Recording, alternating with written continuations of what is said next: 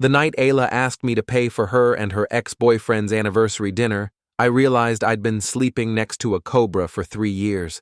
But I kept my mouth shut, smiled like the good husband she expected me to be, and started planning her complete social destruction right there over the breadsticks. "Finn, honey," she said, twirling her wedding ring around her finger like it was some kind of magic charm. "Ethan and I have been talking, and we think it would be really sweet if you covered our anniversary dinner tonight. You know, as a gesture of support for our friendship. I'm Finn Harlow, by the way. 34 years old, owner of a small auto repair shop on the south side of Boston. I fix engines for a living, which means I know when something's running smooth and when it's about to blow up in your face. My marriage had been making funny noises for months. We were sitting in Romano's, this upscale Italian place downtown where a single plate of pasta costs more than I usually spend on groceries in a week. Ayla had insisted we meet here to discuss something important. Now I knew what that something was.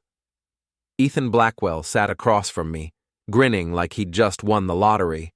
Tall, clean-shaven, wearing a suit that probably cost more than my truck. He worked in finance, drove a BMW, and apparently thought my wife was still his property even though they'd supposedly broken up 5 years ago. "Anniversary?" I asked, keeping my voice level. "What anniversary would that be?" Ayla's cheeks flushed pink. "Our first date anniversary. Ethan and I were talking about old times, and we realized it's been exactly 7 years since we first went out together. Isn't that sweet?" "Sweet. Right. About as sweet as finding termites in your foundation. And you want me to pay for this celebration because you're my husband," she said, like that explained everything. "And because if you don't, I'm going to seriously reconsider whether this marriage is working out." There it was, the threat, wrapped up in a pretty bow, but still a threat. I looked around the restaurant. Other couples were enjoying their meals, laughing, holding hands. Normal people doing normal things. Meanwhile, my wife was essentially asking me to fund her romantic evening with another man. "How much are we talking about?" I asked. Ethan leaned forward, his smile getting wider. "Nothing too crazy. Maybe 300-400. We're thinking the wine pairing, maybe some champagne to celebrate. $400. That was half my mortgage payment." "And if I say no?" Ayla's expression hardened. "Then I guess we'll know where your priorities really are, won't we?" I pulled out my phone and pretended to check my bank account. What I actually did was send a quick text to my sister-in-law, Rena. Ayla's younger sister was the only member of her family who'd ever treated me like a human being instead of an inconvenience. "Emergency," I typed. "Need you at Romano's downtown. Now. We'll explain later." Then I looked up at my wife and her ex-boyfriend, both of them staring at me expectantly, and made a decision that would change everything. "You know what? Sure, I'll cover it." Before we dive deeper into this story, I have one small request. Please subscribe, drop a like, comment, and hit that hype button to boost this channel so more people can discover these incredible Reddit stories. Ayla's face lit up like Christmas morning. "Really? Oh, Finn, thank you so much. You're the best husband ever." Ethan raised his water glass in a mock toast. "Appreciate it, buddy. This means a lot." Buddy. This guy was calling me buddy while I paid for his date with my wife. "There's just one condition," I said. "What's that?" Ayla asked. "I want to watch." The silence that followed was beautiful. Ayla's mouth opened and closed like a fish gasping for air. Ethan's confident smirk disappeared completely. "Watch?" Ayla finally managed. "Sure. If I'm paying for your anniversary dinner, I want to see what my money's buying. I'll sit right over there at the bar, have a drink, maybe take some pictures for your social media. You know how much you love posting about your special moments." "Finn, that's..." Ayla looked around nervously. "That's weird." "Is it? I think what's weird is a married woman asking her husband to pay for a romantic dinner with her ex-boyfriend.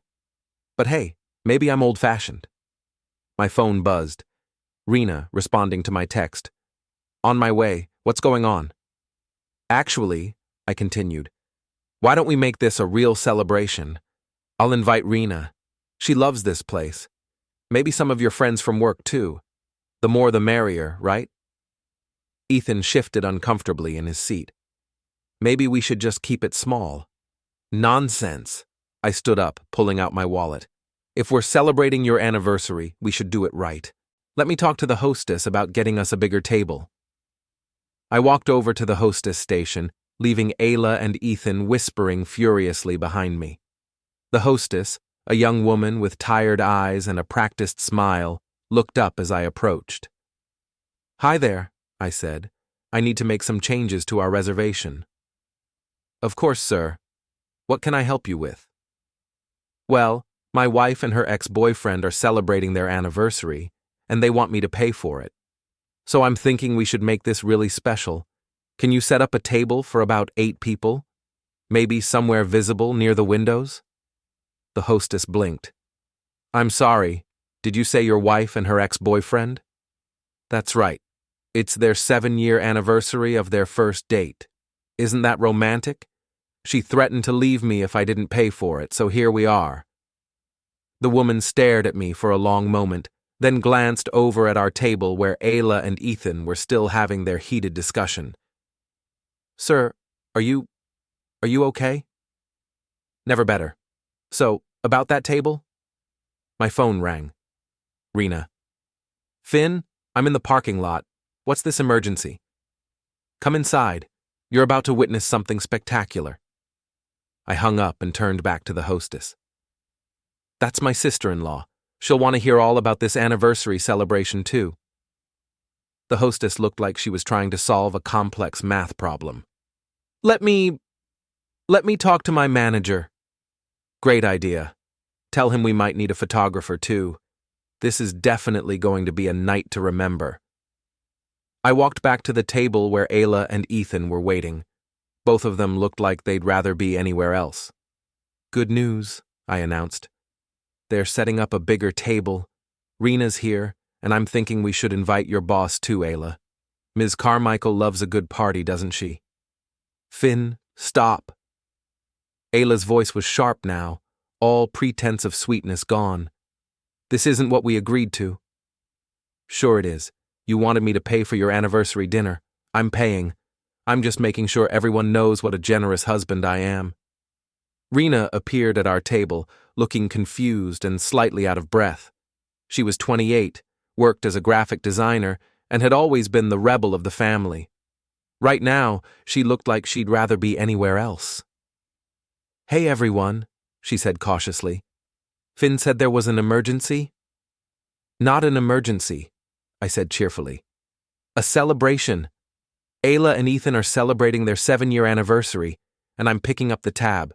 Isn't that wonderful? Rena looked at her sister, then at Ethan, then back at me. I could practically see the gears turning in her head. Their anniversary? First date anniversary, Ayla said quickly. It's just a friendly thing. A friendly thing that she threatened to leave me over if I didn't pay for, I added helpfully. The color drained from Rena's face. She what? Oh yes. Apparently, if I don't fund this romantic evening, our marriage is in serious trouble. So here we are, making the best of it. Ethan started to stand up. You know what? Maybe this wasn't such a good idea. Sit down, I said, and something in my voice made him freeze. You wanted this dinner, you're going to get it, all of it. The hostess appeared at our table with a nervous-looking manager in tow. Excuse me, the manager said. I understand there might be some confusion about your reservation. No confusion at all, I replied. These two want to celebrate their anniversary, and I want to pay for it. We just need a bigger table so everyone can enjoy the show. Ayla grabbed my arm. Finn, please, can we just talk about this privately? I looked down at her hand on my arm, then back at her face. For 3 years, I'd been the understanding husband, the one who compromised, who kept the peace. Tonight, that version of me had just retired. Privately? But honey, you said this was something to celebrate. Why would we want to hide it? Rena slid into the seat next to me, and I could tell from her expression that she was starting to piece things together. She'd always been sharp, sharper than her older sister, and definitely more loyal to family than to whatever game Ayla was playing. So let me get this straight, Rena said slowly. You two want to have a romantic dinner, and you want Finn to pay for it?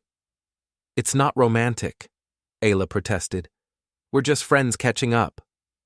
Friends who are celebrating the anniversary of their first date, I added.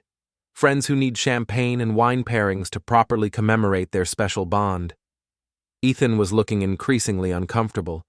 His BMW keys were sitting on the table, and he kept glancing toward the exit like he was calculating the distance. Maybe we should just call this off, he muttered.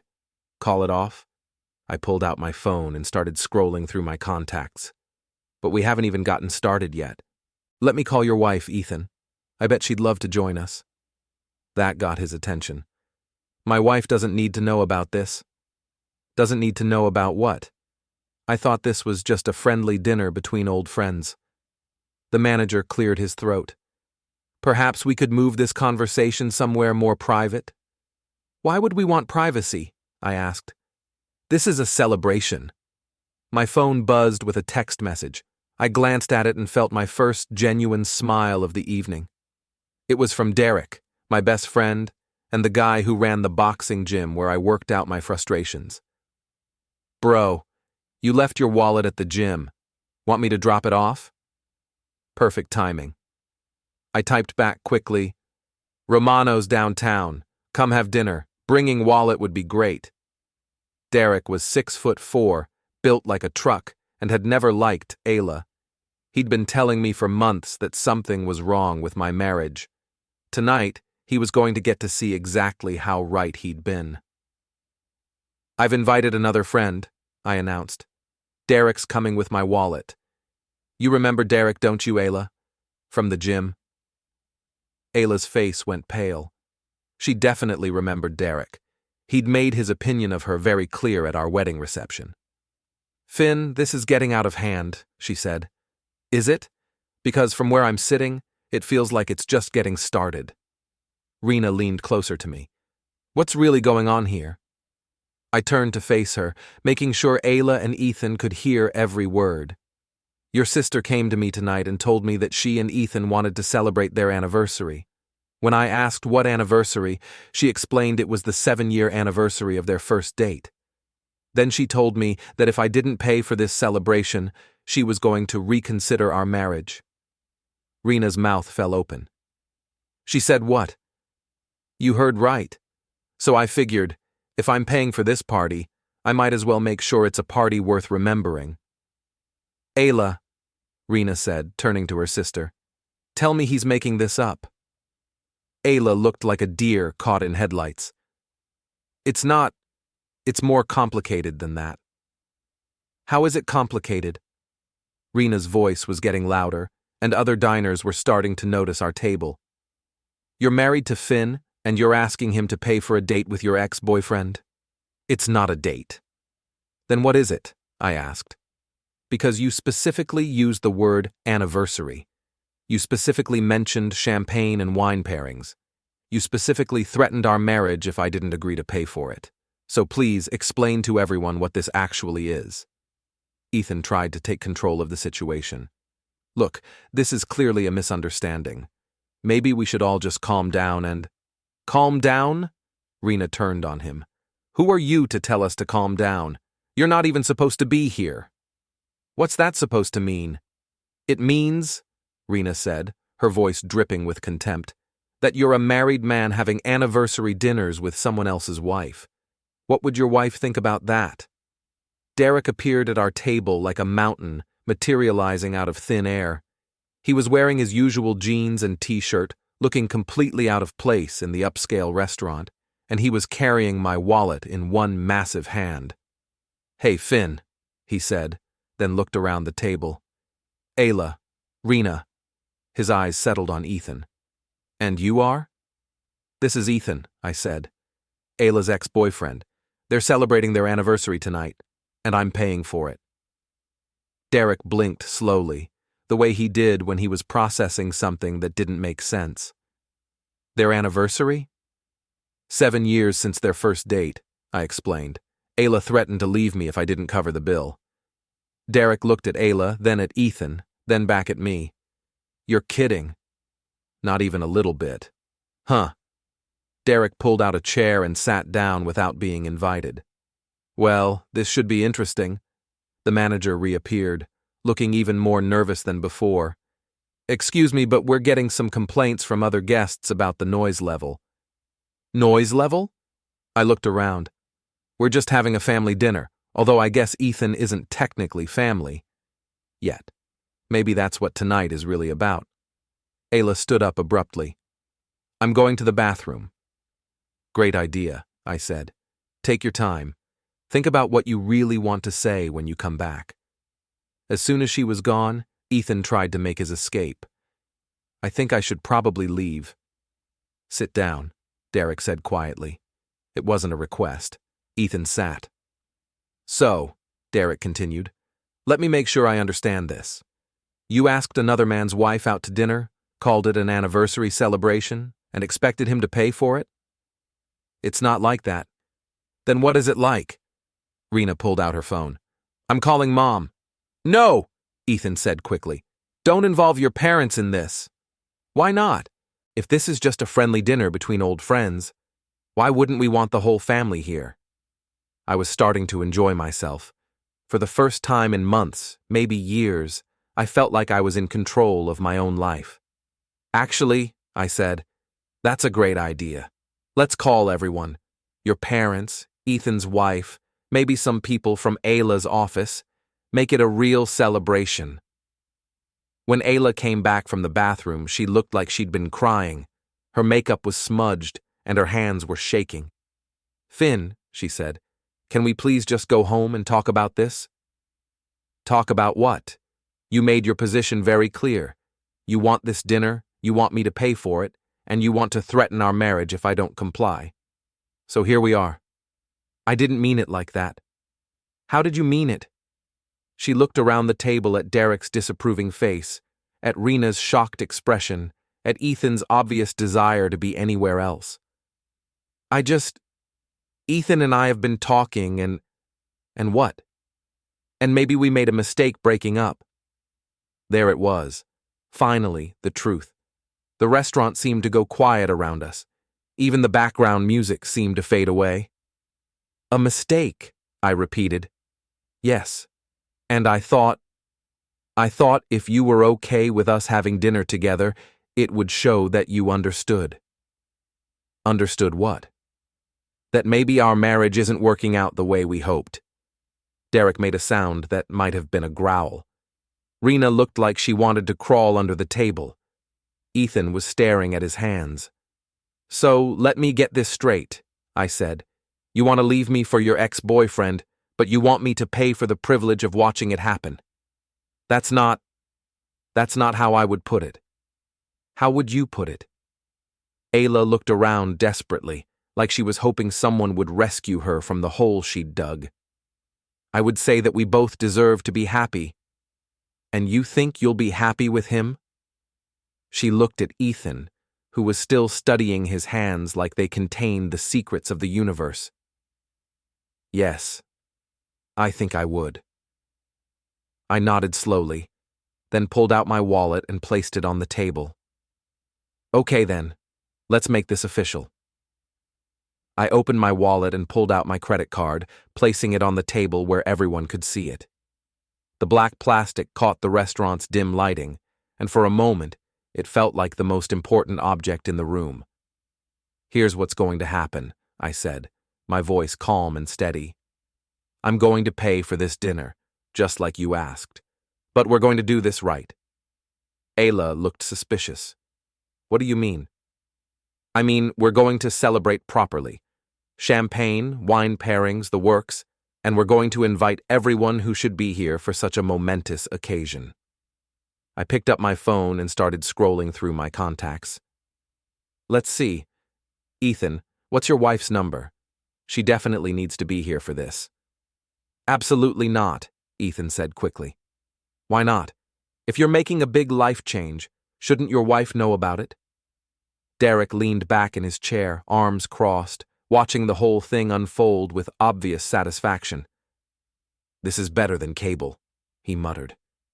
Rena was still staring at her sister in disbelief. "Ayla, are you completely out of your mind?" "I'm trying to be honest about my feelings," Ayla said defensively. "Honest? You've been lying to your husband for months, probably years, and now you want him to pay for your breakup dinner. That's not honest. That's insane." "You don't understand. Then explain it to me. Explain how any of this makes sense." Ayla looked around the table, and I could see her trying to find some way to make herself look like the victim in this situation. "Finn and we've grown apart. We want different things. And when Ethan came back into my life, I realized that maybe I made the wrong choice 3 years ago. So get a divorce," Derek said bluntly. "Don't play games. It's not that simple." "Sure it is," I said. "You want out? I'll give you out. But first, we're going to finish what you started here tonight." I signaled the waiter over. He approached cautiously, probably sensing the tension at our table. "Yes, sir?" "We'd like to order the full wine pairing menu for the table, and a bottle of your best champagne. We're celebrating." "Celebrating what, sir?" "The end of my marriage, apparently." The waiter's eyes widened. Should I get the manager?" "No need. Just bring the drinks, and maybe some appetizers for the table. This might take a while." As the waiter hurried away, I turned back to Ayla and Ethan. "So how long has this been going on?" "How long has what been going on?" Ayla asked. "Don't play dumb. How long have you two been seeing each other behind my back?" Ayla and Ethan exchanged glances, and I could see them trying to figure out how much I actually knew. We haven't," Ayla started. "You haven't what? Haven't been meeting for coffee? Haven't been texting each other? Haven't been planning this whole thing?" "We're just friends," Ethan said weakly. "Friends who celebrate anniversaries and need champagne to discuss their feelings." Rena pulled out her phone. "I'm taking pictures of this. Mom's never going to believe it otherwise." "Put the phone away," Ayla said sharply. "Why? If this is something to celebrate, why can't we document it?" "Because it's private." "Private?" I laughed, and it wasn't a pleasant sound. "You made this public the moment you asked me to pay for it in a restaurant full of people." The waiter returned with our champagne, looking like he'd rather be serving any other table in the restaurant. He poured 5 glasses with shaking hands and retreated as quickly as possible. I raised my glass. "A toast." "Finn," Ayla started. "To honesty," I continued. "To finally getting everything out in the open. To my wife, who's brave enough to ask her husband to finance her affair, and to her boyfriend, who's man enough to let another guy pay for his dates." "It's not an affair," Ayla protested. "What would you call it?" We're not." "You're not what? In love? Planning a future together? Sleeping together?" The silence that followed told me everything I needed to know. Derek whistled low. "Man, Finn, I'm sorry." "Don't be sorry," I said. "This is the best thing that's happened to me in years. Do you know how long I've been wondering what was wrong with my marriage? Now I know. There's nothing wrong with my marriage. There's something wrong with my wife." "That's not fair," Ayla said, tears starting to form in her eyes. "Fair? You want to talk about fair? Fair would have been you telling me you weren't happy before you started shopping for my replacement. Fair would have been you asking for a divorce before you started planning your new life. Fair would have been you not asking me to pay for the dinner where you dumped me. I wasn't going to dump you tonight." "No? Then what was tonight supposed to be?" Ayla looked at Ethan, who was doing his best impression of a statue. I thought if you saw how happy Ethan and I were together, you might understand that this was for the best." "So you were going to make me watch you fall in love with someone else, and then thank you for the privilege?" That's exactly what you were planning. You wanted me to see you two together, realize I couldn't compete, and gracefully step aside, and you wanted me to pay for the experience. Rena set down her champagne glass hard enough to slosh liquid onto the white tablecloth. Ayla, this is the most selfish thing I've ever heard in my life. You don't understand what it's like being married to him, Ayla shot back. What's that supposed to mean? I asked. You're boring, Finn. You work on cars all day, you come home covered in grease, you watch sports on TV. You don't have any ambition. You don't want to travel or try new things or meet new people. You're content to just exist. The words hit harder than I expected them to. Not because they weren't true, but because they were partially true, and she'd said them in front of people I cared about. And Ethan's different? Yes.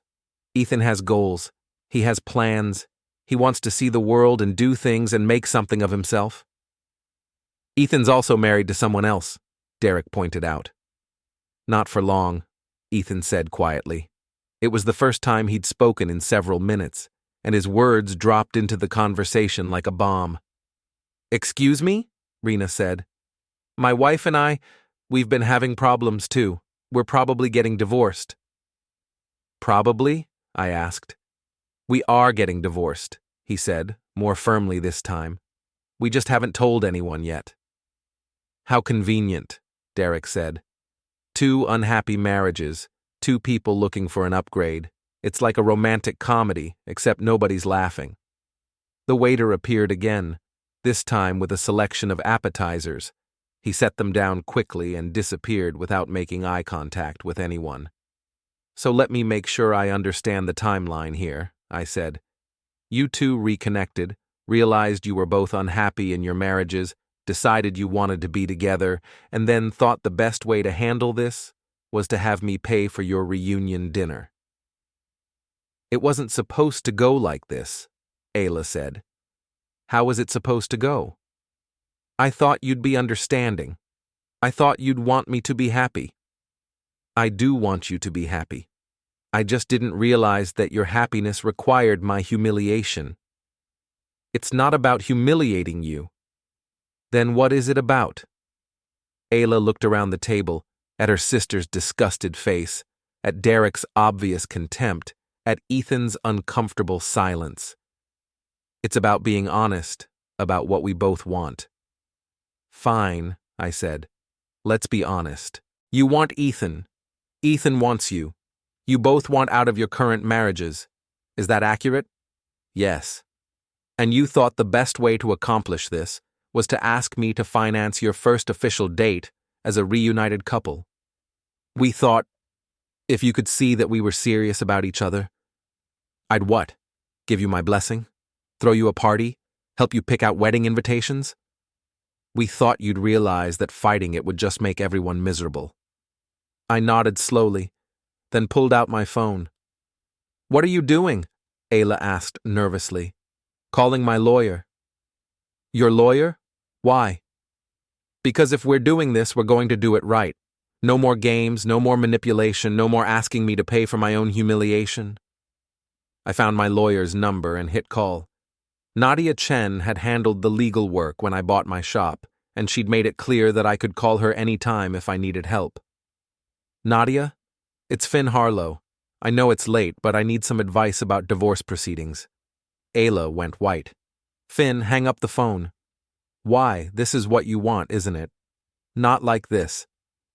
Then how? How exactly did you want this to go? She didn't have an answer for that. Nadia's voice came through the phone speaker, crisp and professional even at 8 o'clock on a Tuesday night. Finn, is everything all right? I'm at a restaurant with my wife, her ex-boyfriend, and some family members. My wife just informed me that she wants to leave me for the ex-boyfriend, and she asked me to pay for the dinner where she's telling me this. There was a pause. I'm sorry. Could you repeat that? My wife asked me to pay for her anniversary dinner with her ex-boyfriend. When I agreed, she told me she's leaving me for him. Finn, are you somewhere safe? Do you need me to call someone? I'm fine. Better than fine, actually. I just need to know what I should be doing to protect myself legally. Ayla was making frantic hand gestures, trying to get me to hang up the phone. Ethan looked like he wanted to disappear into the floor. Derek and Rena were watching the whole thing with fascination. "First thing," Nadia said, "don't sign anything, don't agree to anything, and don't make any financial commitments beyond what you're legally obligated to make. What about joint accounts? Do you have joint accounts? Checking and savings. She has access to both. You need to protect those accounts immediately. If she's planning to leave, she might try to clean them out first." I looked across the table at Ayla, who was now crying openly. "Can I do that tonight?" "If you have online banking, yes. Change the passwords, set up alerts, and first thing tomorrow morning, go to the bank and remove her access." "Finn, please," Ayla said. "Don't do this." "Do what? Protect myself from someone who just told me she's leaving me?" "I didn't say I was leaving you tonight." "But you are leaving me." "Eventually, yes, but you wanted me to pay for your dates while you figured out the timing." Nadia's voice cut through the argument. "Finn, who else is there with you?" "My wife, her ex-boyfriend, her sister, and my friend Derek." "Are there witnesses to what your wife said about leaving you?" Everyone at this table heard it. "Good. Document everything. Get statements from the witnesses if possible. And Finn?" "Yeah? Get out of there. This isn't a conversation you should be having in public. Actually, I think public is exactly where this conversation should be happening. My wife wanted an audience for this dinner. Now she's got one." I hung up the phone and immediately opened my banking app. Sure enough, there had been several large withdrawals from our joint accounts over the past week. Withdrawals I didn't remember making. "Ayla," I said, showing her the phone screen. "What are these charges?" She glanced at the screen, and her face went even paler. "I can explain." "I'm sure you can. But first, let me guess. You've been planning this for a while, haven't you? The withdrawals, the dinner, the whole speech about being honest. This isn't spontaneous, this is calculated." "It's not like that." "Then what are these charges? $300 at a clothing store, $500 at a jewelry store, $200 at a spa, all in the last week." Derek leaned over to look at my phone. She was getting ready for her big night out. "With my money," I added. Rena grabbed the phone from my hands. "Ayla, what is wrong with you? I needed to look nice. You needed to look nice for your date with your ex-boyfriend, so you spent your husband's money to do it? It's not just his money, it's our money." "Our money?" I laughed, but there was no humor in it. "When's the last time you contributed to our joint account?" Ayla's job at the advertising agency paid well, but she'd always kept her money separate, claiming she needed it for personal expenses. Apparently, personal expenses included preparing to leave me. "I contribute in other ways." "Like what? Like planning to abandon our marriage? Like asking me to finance your affair?" "It's not an affair." "What would you call it?" It's complicated." "No," I said, standing up from the table. "It's really not complicated at all. You want to be with him instead of me. That's fine. That's your choice. But you don't get to make me pay for it, and you don't get to clean out our accounts while you're planning your exit strategy." I pulled out my credit card and handed it to the waiter, who had been hovering nearby, obviously unsure whether to interrupt or retreat. "Separate checks," I told him. "I'll pay for my sister-in-law, my friend, and myself. They can handle their own bill." "Finn, wait," Ayla started. "Wait for what? Wait for you to figure out how to spin this so you're the victim? Wait for you to come up with more reasons why I should be grateful that you're leaving me?" "I never said you should be grateful. You asked me to pay for the dinner where you're dumping me. If that's not asking me to be grateful, what is it?" Ethan finally spoke up. "Maybe we should all just calm down." "Calm down?" I turned on him. "You've been planning to steal my wife and you want me to calm down?" "I'm not stealing anyone. Ayla's making her own choice. Her own choice to leave her husband for a married man and to ask her husband to pay for the privilege of watching it happen. That's not how we intended it. How did you intend it? Ethan looked at Ayla, clearly hoping she would handle this part of the conversation. We thought, Ayla said slowly, that if you could see how happy we were together, you'd realize that divorce was the best option for everyone. So you were going to put on a show for me. Let me watch you two being romantic and happy, make me realize I couldn't compete, and then expect me to gracefully step aside. Something like that. And pay for the show. We thought it would be easier if it felt like a friendly dinner. Friendly. I shook my head. There's nothing friendly about what you just did to me. The waiter returned with the check, looking like he'd rather be anywhere else in the world. I signed my portion and stood up. Enjoy your dinner, I told Ayla and Ethan. I hope it's everything you wanted it to be. Where are you going? Ayla asked. Home, to change the locks. You can't do that. It's my house, too. Actually, it's my house. The deed is in my name, the mortgage is in my name, and as of right now, you don't live there anymore. Finn, you can't just kick me out. Watch me. Derek stood up. I'll drive you home. Rena was still staring at her sister in disbelief. Ayla, I can't believe you did this. Rena, please, you don't understand. I understand perfectly. You're selfish, you're cruel, and you're stupid. And now you're single. She stood up and followed Derek and me toward the exit.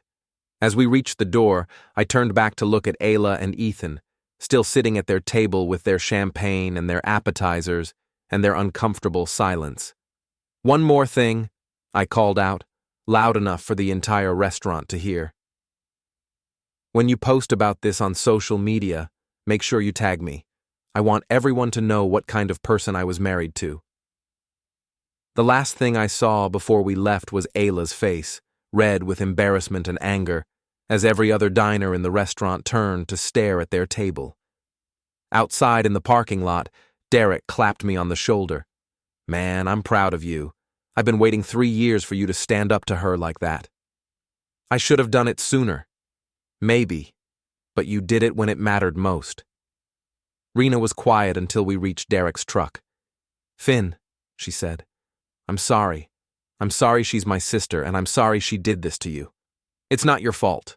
I know, but I should have seen this coming. I should have warned you. Did you know about Ethan?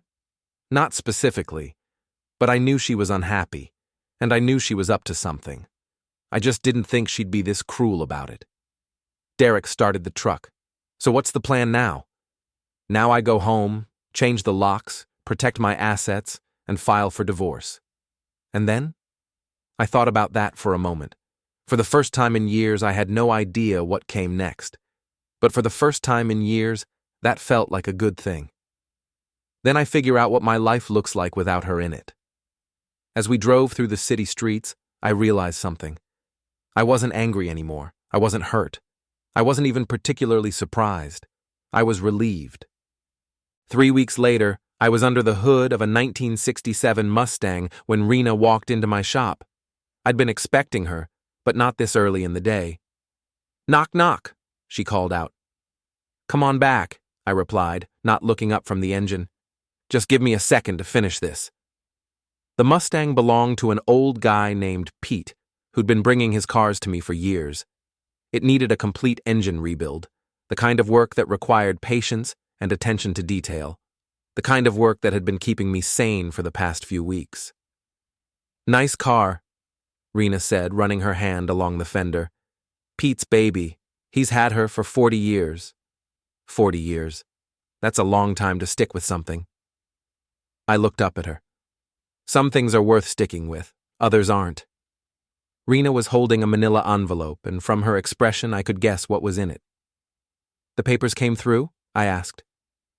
This morning. Ayla signed everything.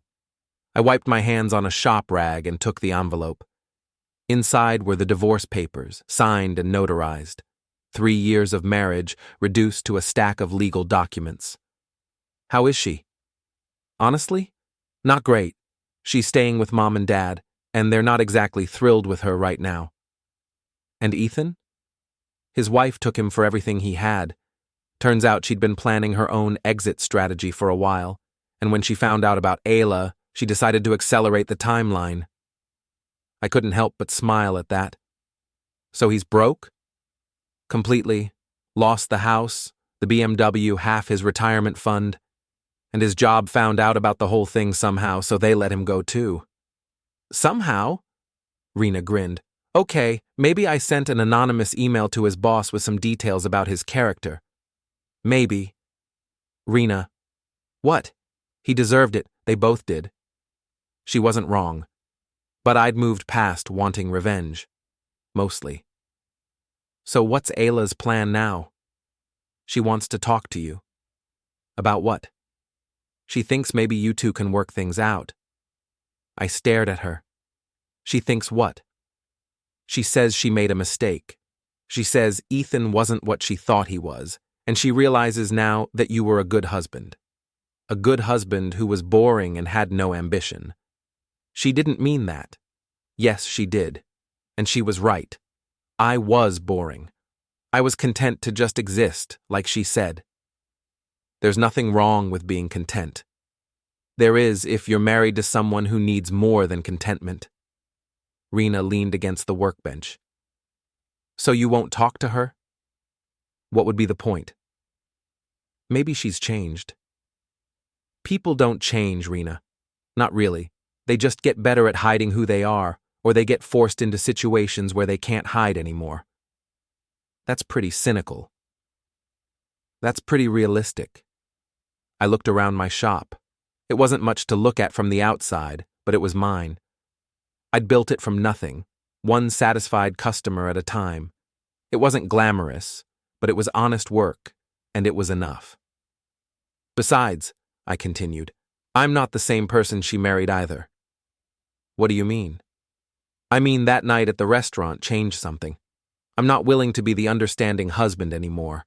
I'm not willing to compromise my self-respect for the sake of keeping the peace. That's probably a good thing. Maybe. But it means I'm not the man she fell in love with, and she's not the woman I thought I married. So what would be the point of trying again? Rena was quiet for a moment, watching me work. Can I ask you something? Sure. Are you happy? I thought about that. Was I happy? I was working longer hours than I had in years, but I enjoyed the work.